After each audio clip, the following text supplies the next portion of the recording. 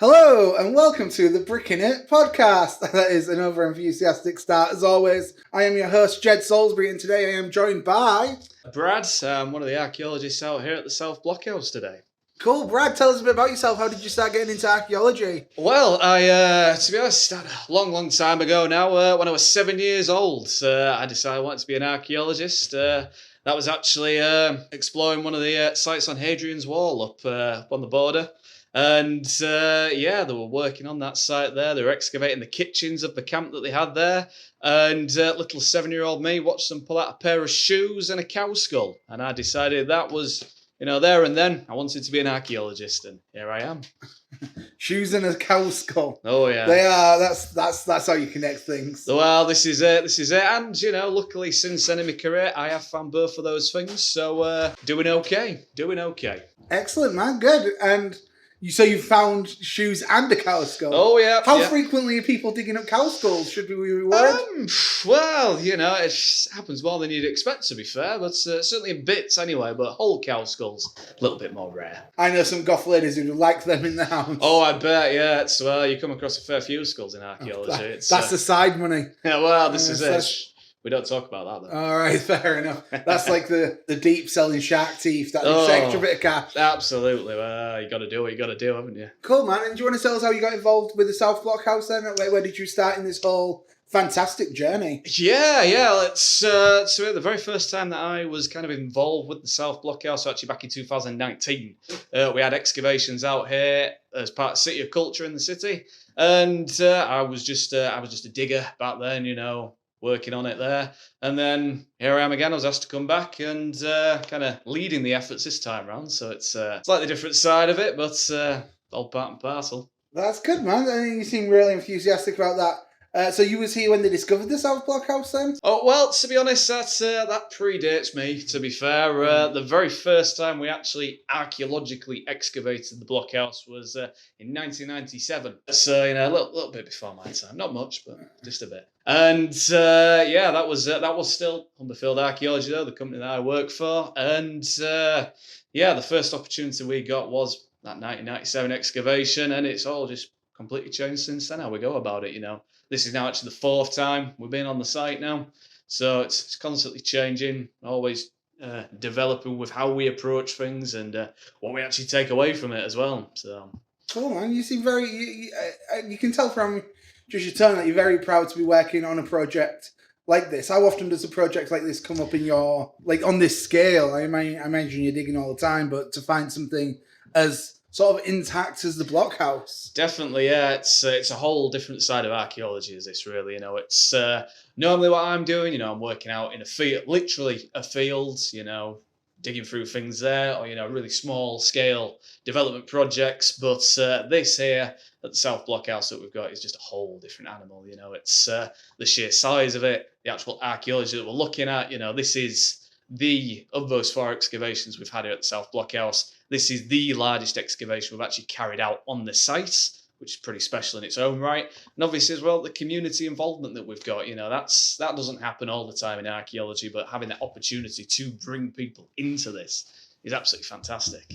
Oh, absolutely. Would you mind telling me more about the community involvement and how we've got the community involved? Definitely, yeah. It's we've got quite a lot of different community aspects involved here. First and foremost, we've got the community here actually excavating alongside us. There's a small handful of us, quote unquote, professional archaeologists here, kind of leading the way.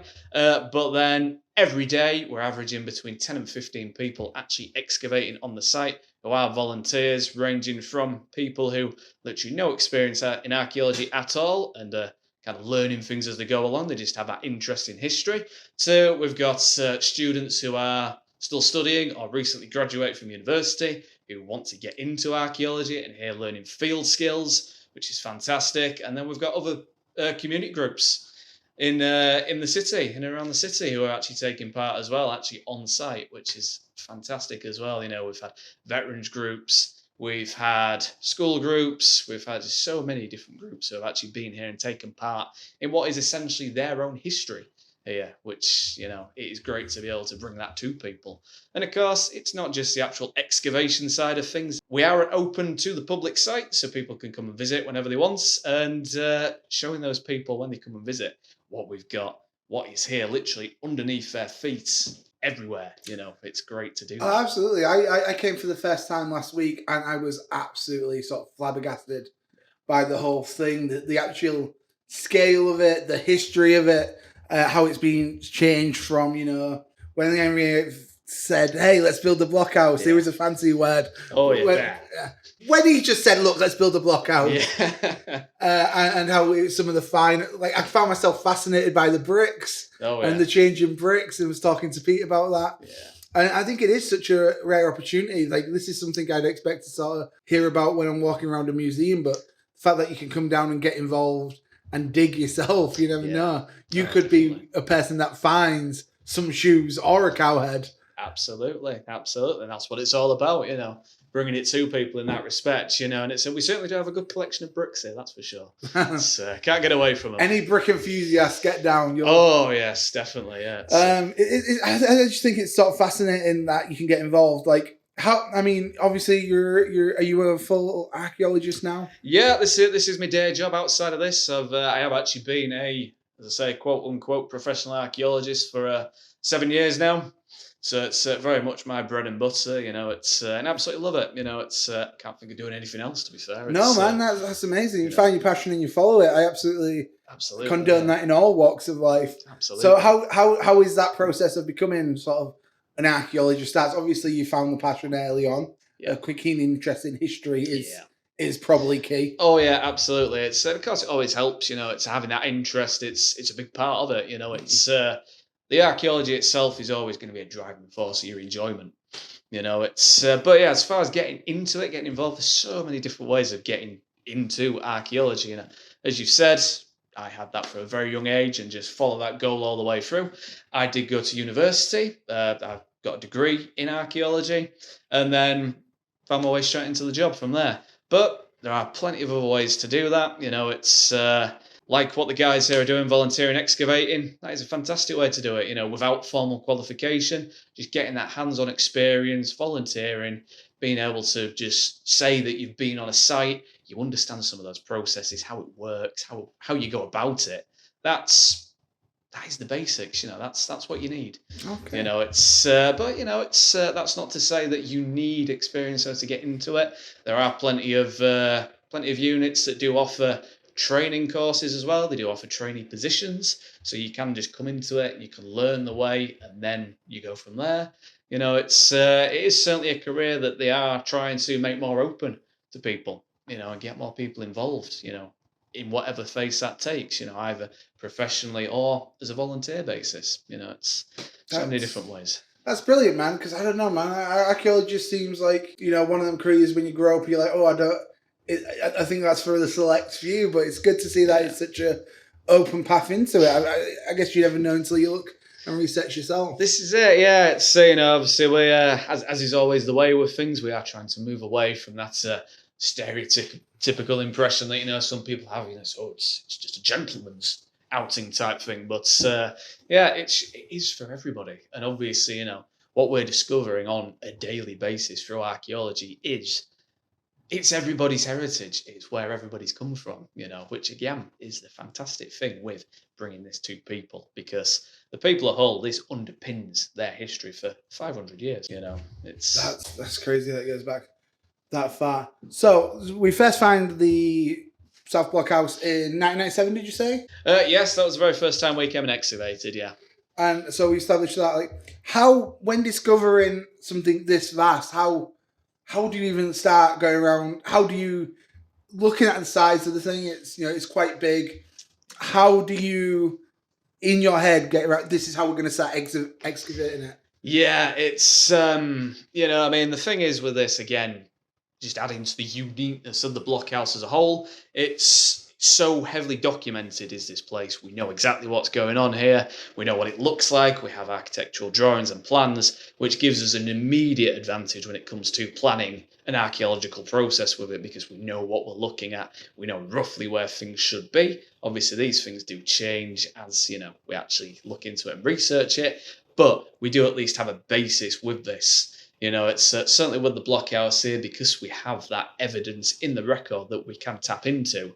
It's just a case of, with this, how we start off is we digitize all those plans that we do have.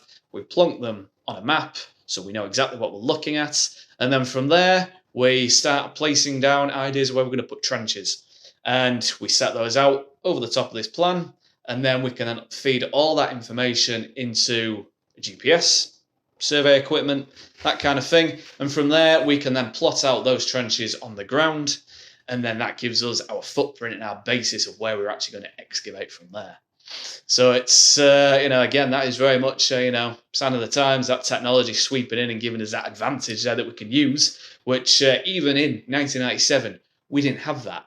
Whereas now, in the more recent excavations we've had, 2017, 19, and obviously this year now, so we do have that technology available to us. It does feel like technology is the changing side effect. Like it is vastly improving your skills to be archaeologists and to preserve and coordinate digs. That's how important is technology to play a part in? It does play such a significant part in it. It's on a daily, day-to-day basis, that GPS surveying technology is absolute lifesaver compared to the old days of pen and paper and having to use surveying wheels and all that kind of thing to actually pace things out. We can come into it with that information there ahead of time, and we can just like that place things in, and it's there ready to collate. That's not to say though that the older methods aren't still relevant and still present. It's certainly when I'm training people, I do make a big point to kind of talk them through those traditional pen and paper methods. So then I'm very much in the mindset that by having that basis there, you've got a better understanding then of how the technology works, because it is still using the same basis. It's yes, down on the ground, we use tape measures and that to triangulate things, whereas with your GPS, you then rely on satellites to do the triangulation for you. But it's all two sides of the same coin. I like that. I like very much you establishing, hey, look, there is thousands of new ways to do it, but let's not rest on our laurels. Technology will always be available in, I guess, many dig sites the more you explore. That's cool, man. So how many projects like this scale have you done before yourself previously then?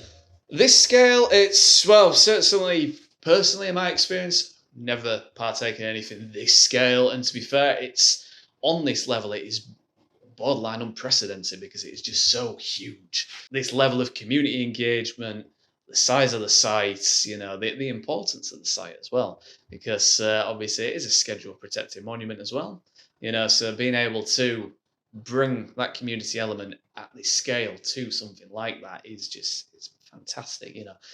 Things like this certainly do not crop up every day, every year type thing. It's, they are a rare occurrence, but it is absolutely fantastic when you do bring them together and get that coming together. It's fantastic. No, absolutely, man. You can see the passions in you, and also how massive this is and how much of a rare opportunity to bring community and to bring history together like this. It's something, it's too big to go in a museum. If you don't come see it here, you're never going to see anything like it. Absolutely. So, I mean, anyone listening to this, there is open days.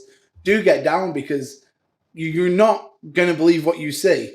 Like, we've seen forts, we've seen blockhouses before, but this one is 500 years old. It was commissioned.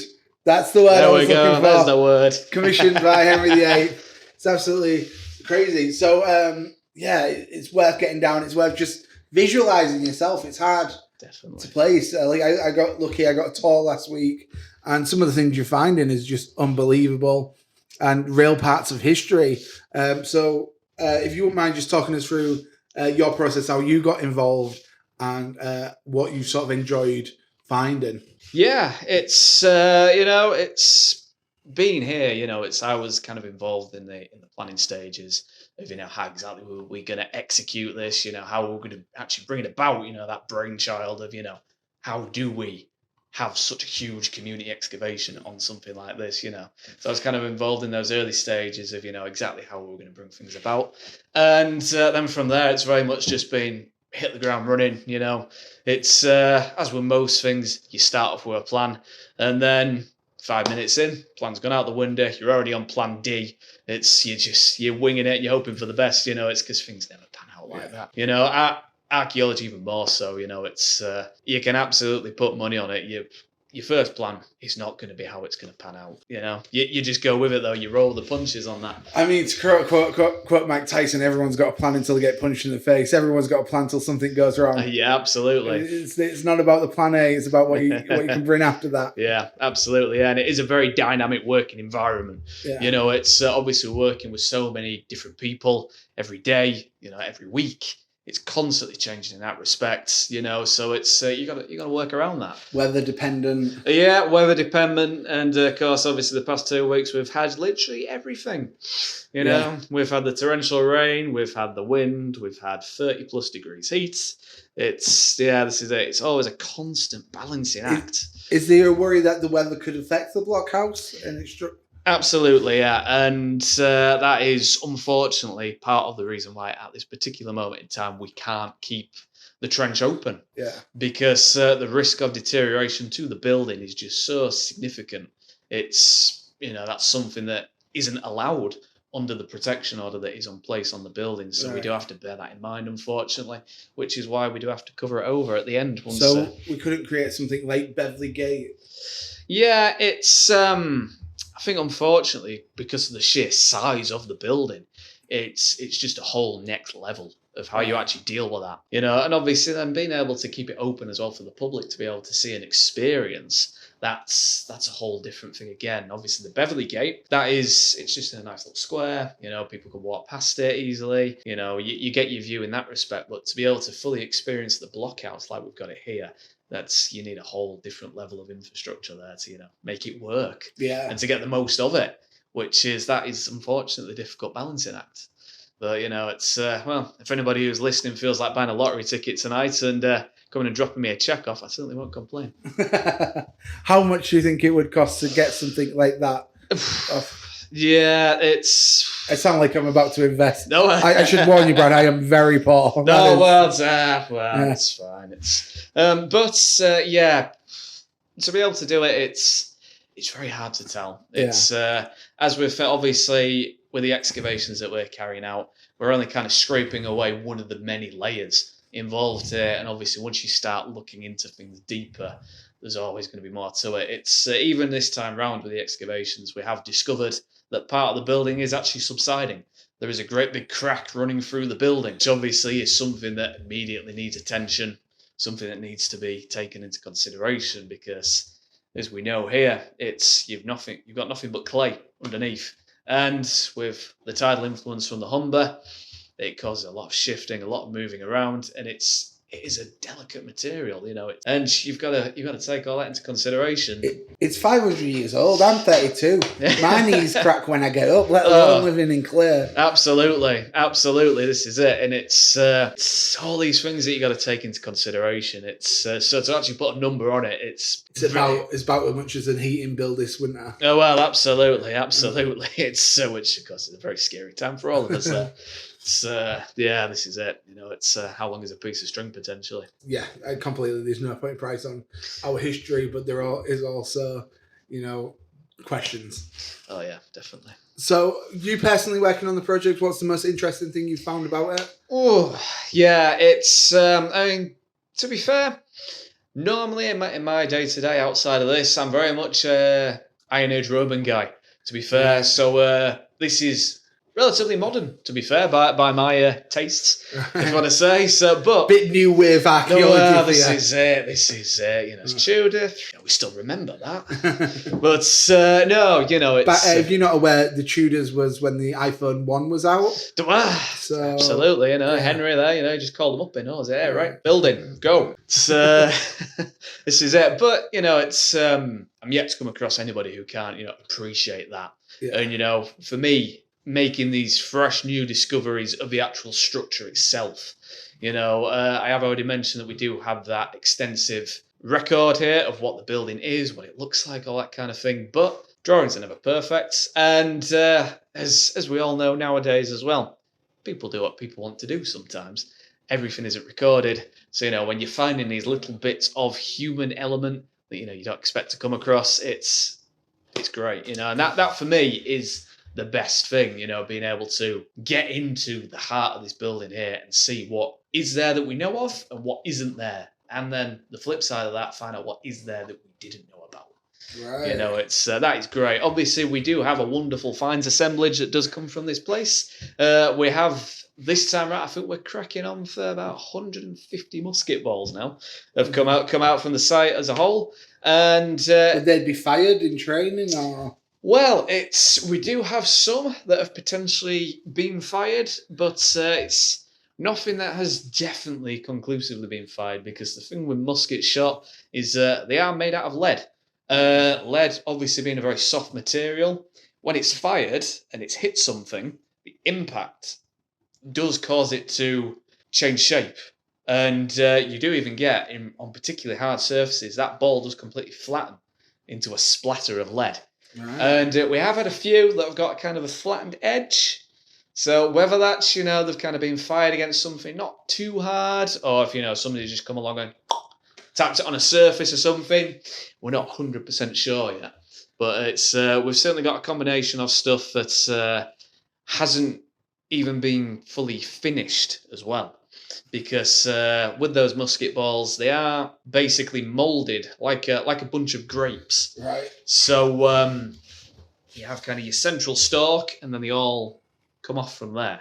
And we have had plenty of musket balls that have still got just a little bit of that stalk left, so they're not being fully rounded off, ready to load up. So, we've had a nice collection of them, which is great. And we've had a number of buttons have turned up as well from the clothing. A lot of copper buttons there, A lot nice of clumsy soldiers. This is it, yeah. It's, it is, button pops off, goes rolling off down the floor, and, never see it again. Yeah. Never see it again. But, so we've got, nice little collections like that. And probably the most prolific thing that we have on the site as well is our clay tobacco pipe collection. It's obviously, nowadays, you get your cigarettes and that. But back then, they didn't bother with that. You've got your lovely little clay pipes. And certainly to begin with, they actually come pre-stuffed with tobacco in the bowl as well. So literally, you just need to bring a match and off you go. Right. Weirdly, I was talking to Pete about this because he showed me a collection of pipes.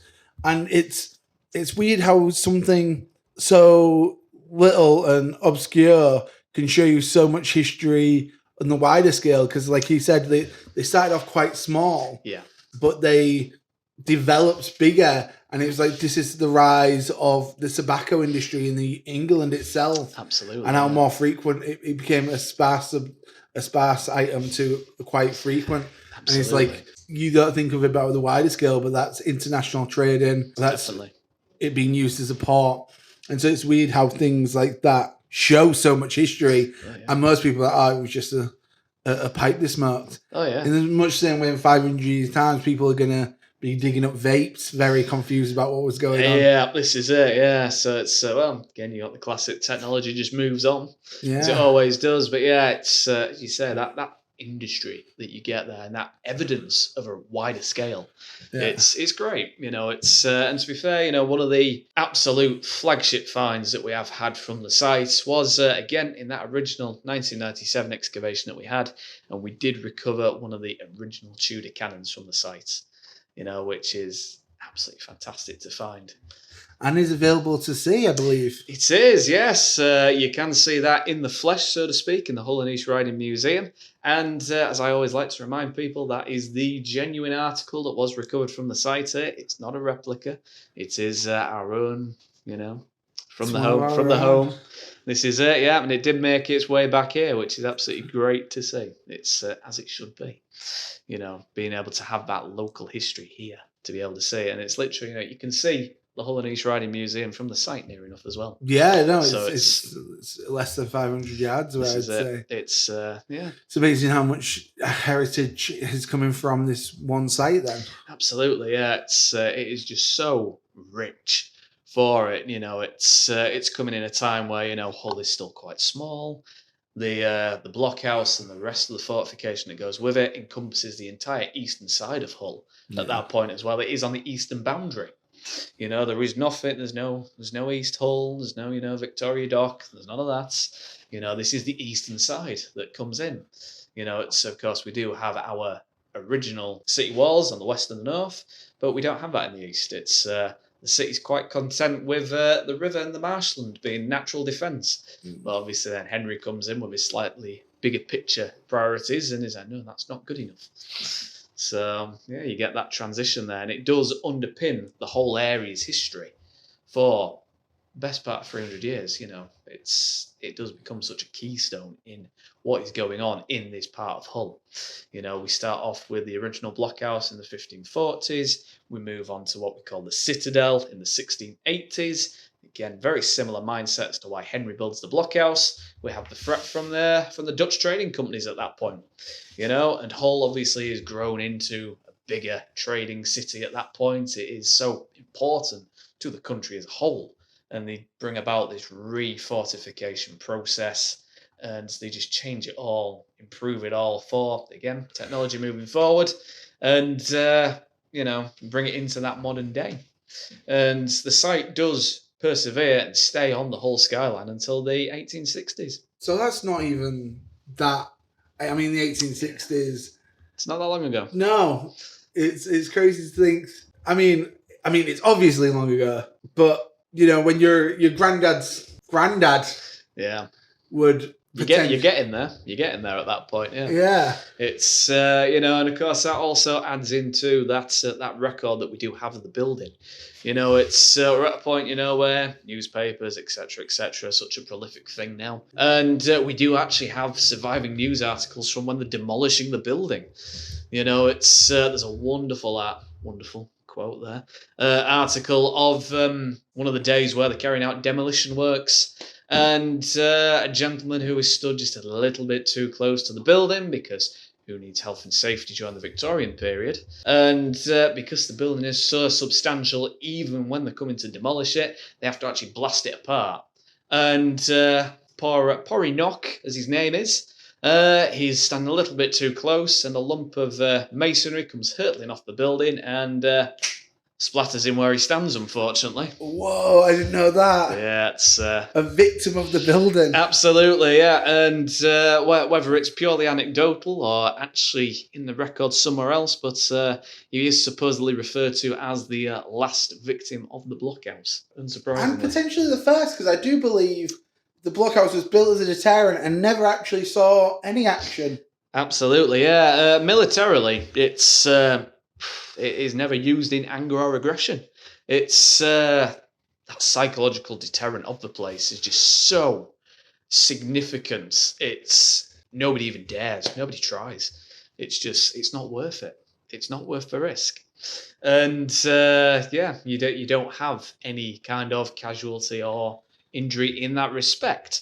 Obviously, when the building is used as a prison, the prisoners have a slightly different perspective on that. They did not enjoy the time. No, certainly not a good time to be a Catholic or a member of on the wrong side of the Civil War, or even a member of the Jacobite rebellions. Yeah. So when did it become? Was it prison the whole time? I don't understand that. It's because I keep thinking of it as a fort. It's not a blockhouse. It's not just a fort. Yeah. Can we sort of clarify what a blockhouse would be? Yeah. So it's kind of just a generic term that's they use for a military building of some capacity.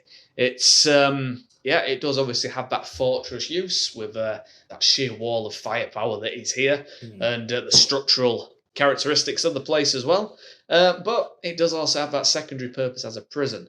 And it is used to hold people throughout its lifespan, really. As I mentioned there, we have the Catholics straight away from the dissolution of the monasteries, for the Pilgrimage of Grace. It's not Henry's favourite people, of course, at that time. Right. And it does carry on that use all the way through. It does serve a very good purpose in that respect. I bet it would be freezing.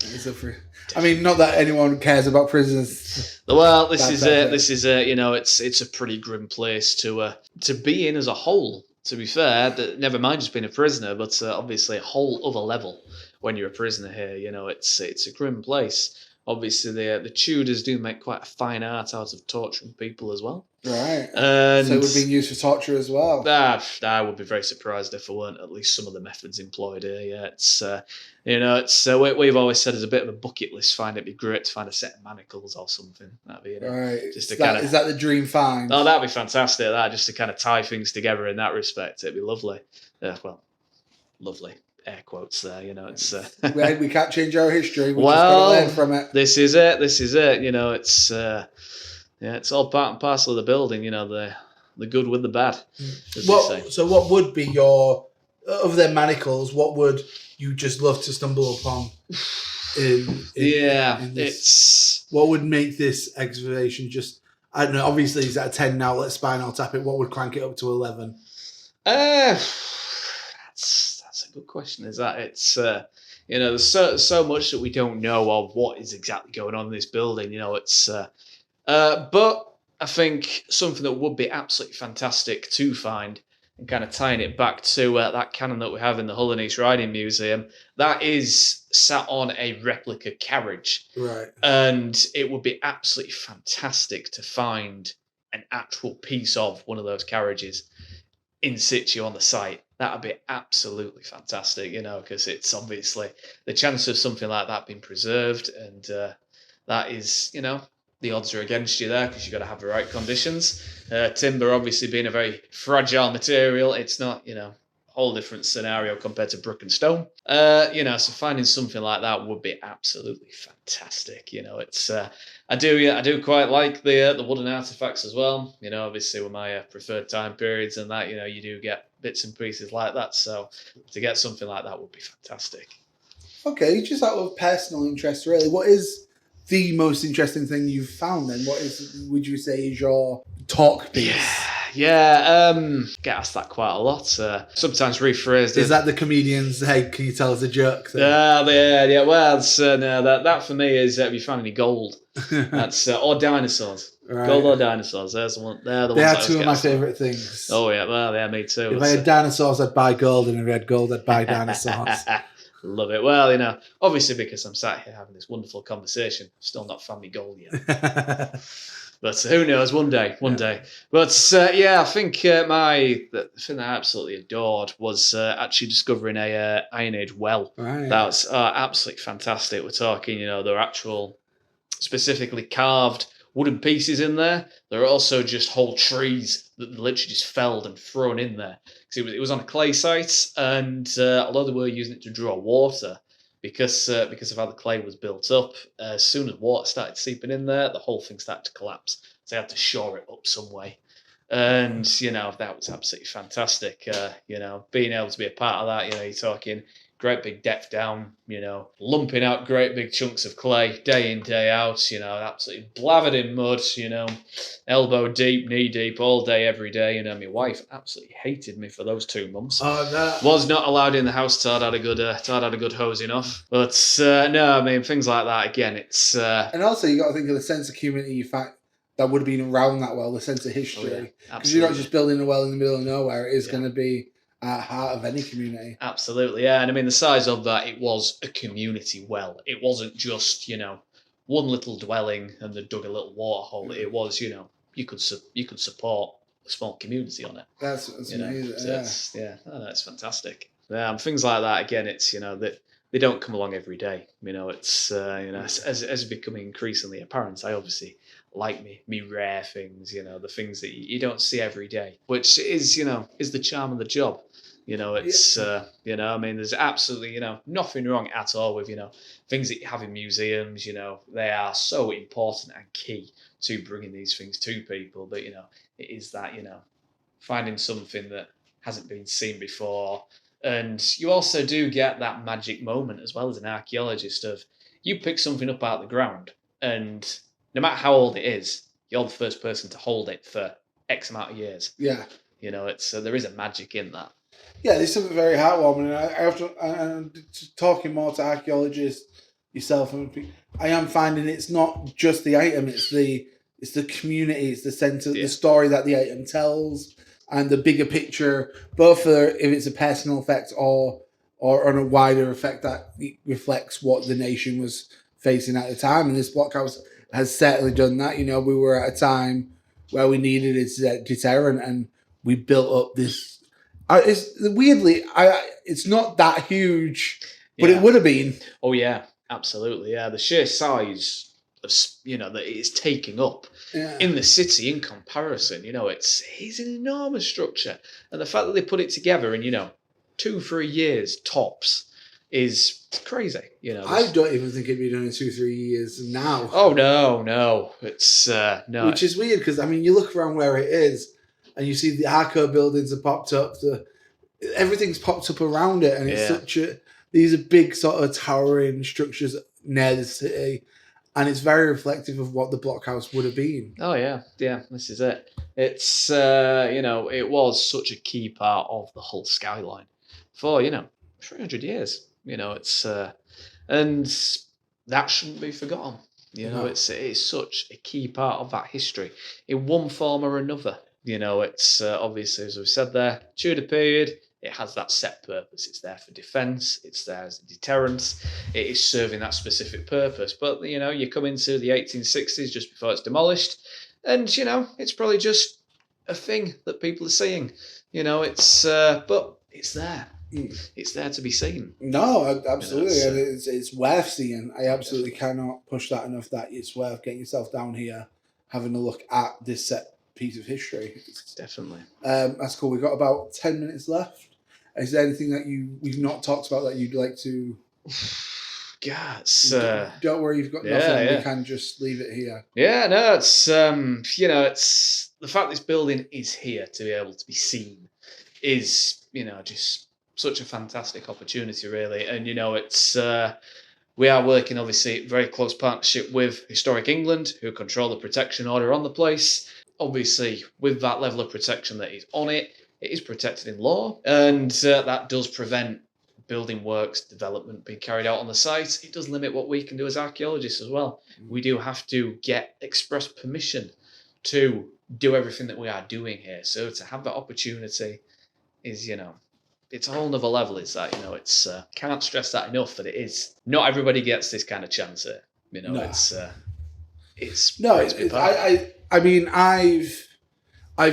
to Fort Paul. I've been to London and seen the forts that not London, Portsmouth. Yeah. Visited many of the forts there, and I'll be honest, I've still never seen anything like this. Yeah. And what it sort of represents, and what still the condition it is still in, and what sort of it is bringing on an educational level. Like, it's fascinating. Oh, definitely. The whole the symbolism behind it, the literal meaning behind it, the deterrent that it was facing outwards, but also facing in. It's such a piece of work. Well, not only does it, gives you a massive insight into England and the wars it was waging at the time, gives you a huge insight into Henry VIII and what type of man he was. Oh yeah.